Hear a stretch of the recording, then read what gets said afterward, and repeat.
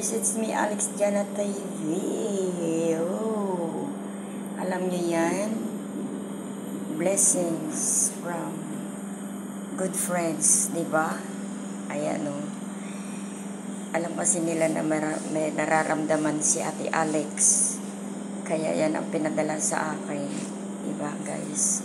Pag mabait ka talaga sa tao, ang blessings ay laging nasa sayo. Believe me guys. Ayan o. For unexpected.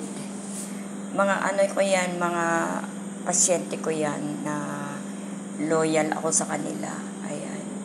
Hindi kasi ako pumasok today. So, nag-text sila sa akin. Sabi ko, hindi ako makakapag-ano sa inyo ngayon because I'm not feeling well. Sumasakit ang tiyan ko. Pati puso ko. Charot. Ayan. So, sabi nila sa amin, company is okay lang daw na hindi mo na ako makapag-report ngayon, but I have a surprise for you, sabi sa akin. Yan nga yung surprise nila guys, yan. And this is my favorites, yes. Ayan. Biruin mo yun, sa Pilipinas hindi ko natikman itong mga fruits na to. Dahil kulang na kulang sa budget. Pero ngayon, ayan, thanks God, nagkaroon ako ng work.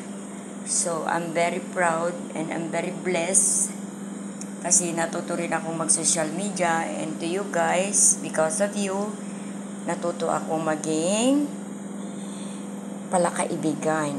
And, most of all, natuto akong magbigay sa tao. Ayan. So, it's for you guys. Siyempre, itong blessings na natanggap ko, I'm gonna share also sa aking mga roommates kasi hindi ko naman pwedeng kainin ito lahat na mag-isa. Of course, hindi mo malulunok ang isang pagkain na may nakatingin sa'yo. That is Alex Jana's attitude guys. Hindi ko yan malulunok, I swear. Kahit na anong blessings na dumarating sa akin, I always sharing to all my roommates. Yan. So, ang pakikisama ay hindi yan nababayaran. In other words, it's priceless. Anyway, upload lang po ako nito because you know guys, I am busy woman. Mahirap maghanap buhay at higit sa lahat, mahirap mawalan ng trabaho kasi magiging member ako ng PAL. Is not Philippine Airlines, kundi Palamunin. Charot. Goodbye guys, and I love you all.